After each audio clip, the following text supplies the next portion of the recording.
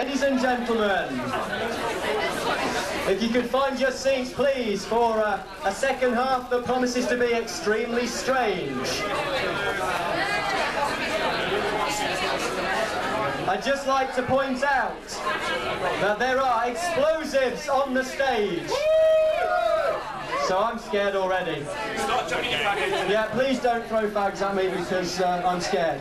Right, we'll start off the second half with a poem that some of you will have heard before, but not all of you. God spoke to the cows and the creatures of their ilk. He said, "You shall go forth and provide men with your milk." He spoke to the plants and the flowers and the trees and said, "You shall flourish and move about a bit in the breeze." He spoke to the camel about its sustaining hump. He spoke to the kangaroo about its marvellous jump. He spoke to the bees about them making honey. He even spoke to the cute little bunny.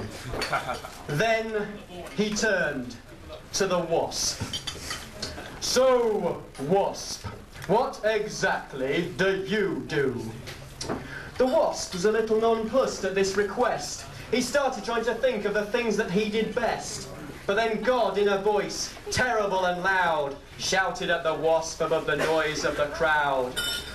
"Why is it, lowly wasp, of all things big and small, of all things that fly, walk or crawl, you alone, wasp, do absolutely bugger all?" So, in humiliation, the wasp turned and left, flying far away, feeling hopeless and bereft, until he heard a whisper in his little wasp ear, a whisper full of evil that only he could hear. "Oh, wasp, I have a task for you," came the sibilant hiss. "For an insect of your talents it should be a piece of piss.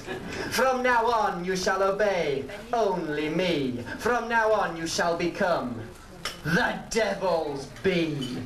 You shall ruin picnics and sting without a cause. You shall irritate and scare without any remorse. And while all other creatures shall live in fear of you, not one useful thing will you ever do.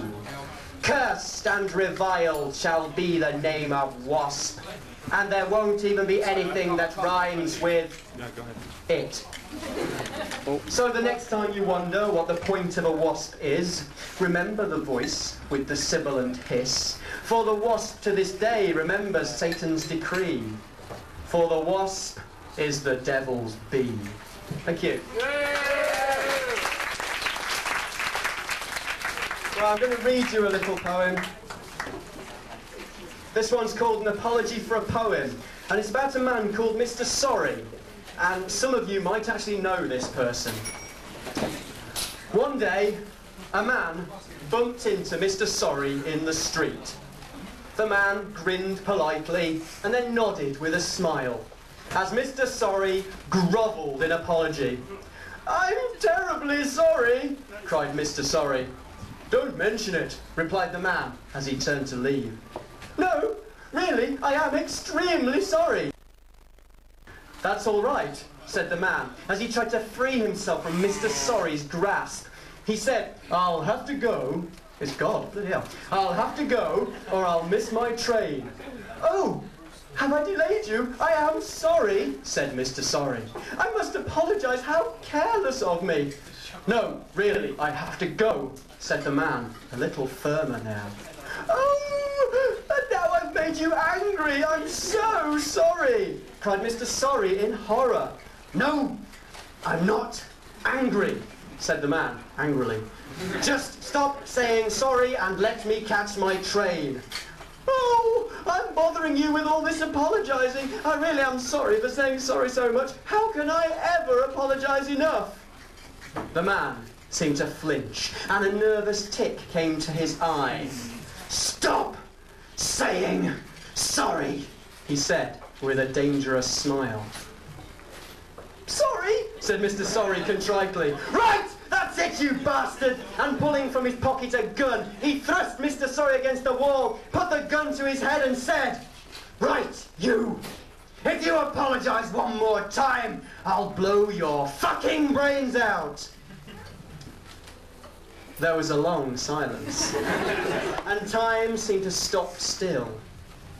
And then, in a still, frightened voice, shaking with fear, Mr. Sorry uttered the words, "I'm sorry!" Bang went the gun! Splurge went Mr. Sorry's brains, and for the first time Mr. Sorry wasn't sorry anymore, just a wet stain on the wall. The curious thing is that as they led the man away, still splattered in brains and gore, all he could utter in his defence was, "I'm so, so sorry." Thank you.